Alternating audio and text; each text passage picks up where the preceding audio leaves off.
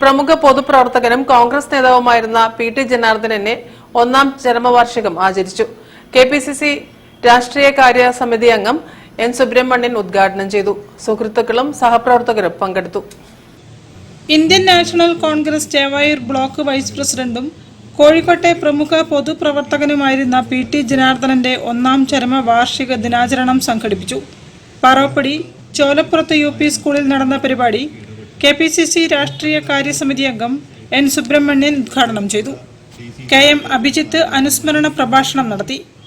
മീൻചന്ത് arts കോളേജിൽ പഠിക്കുന്ന കാലഘട്ടത്തിൽ പല പരിപാടികളുമായി ബന്ധപ്പെട്ട് DCCയിൽ പോകുമ്പോൾ പലപ്പോഴും കാണുന്ന മുഖങ്ങളിലൊന്ന് പ്രിയപ്പെട്ട ജനാർദ്ദനേട്ടൻ്റെ ആയിരുന്നു.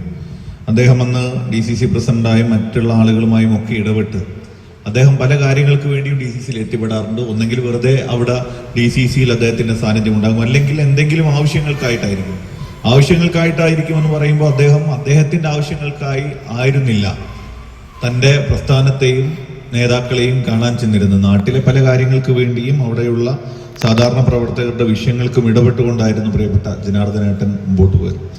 PV ബിനീഷ് കുമാർ അധ്യക്ഷത വഹിച്ചു.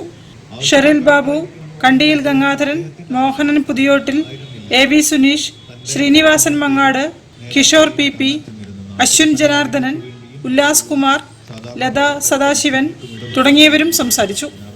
News bureau, Kozhikode. വാർത്തകളിൽ ഇനി മറ്റൊരിടവേള.